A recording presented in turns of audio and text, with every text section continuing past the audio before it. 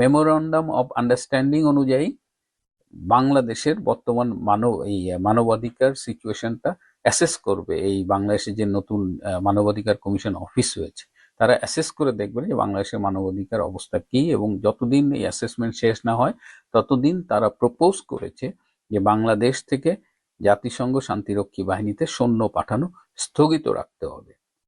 So this is a proposal under that memorandum of understanding, যেটা বাংলাদেশ সরকার sign করেছে। তার মানে এটা যদি বাস্তবায়িত হয় তাহলে আমাদের ইউএন পিস কিপিং মিশনে আমরা যে সৈন্য পাঠাই সেটা ফর দ্য টাইম বিং স্থগিত থাকবে, এবং তারা অ্যাসেস করে দেখবে যে বাংলাদেশের কি অবস্থা। এবং বাংলাদেশের কি অবস্থা এটা তো আপনারা দেখতে পাচ্ছেন।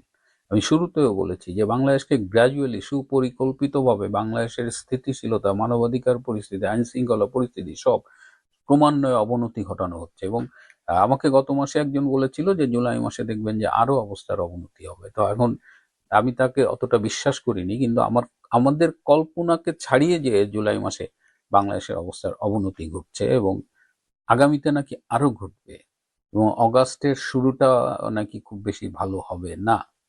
তো এই অবস্থায় আমি জানি না, এই জাতিসংঘ মানবাধিকার কমিশনের ঢাকা অফিস, যেখানে পাকিস্তানের মতো একটা দেশে তাদের অফিস নাই, ভারতে বহুত চেষ্টা করেছে নাই, শ্রীলঙ্কায় 10 বছরের বেশি তাদের গৃহযুদ্ধ চলেছে, তামিল লিবারেশন ফ্রন্ট, সেখানে তারা স্থাপন করতে পারেনি। অথচ বাংলাদেশে এই আমেরিকার দাস ভৃত্য চাকর এই ইনুস তাদের ডেকে এনে অফিস করাইছে।